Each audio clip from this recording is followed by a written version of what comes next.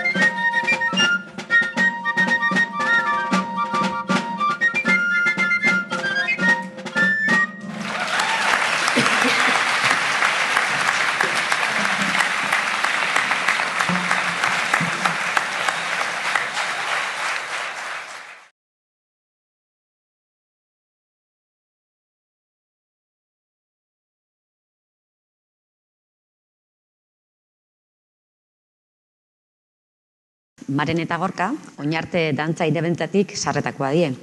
14 eta 15 urte dituzte.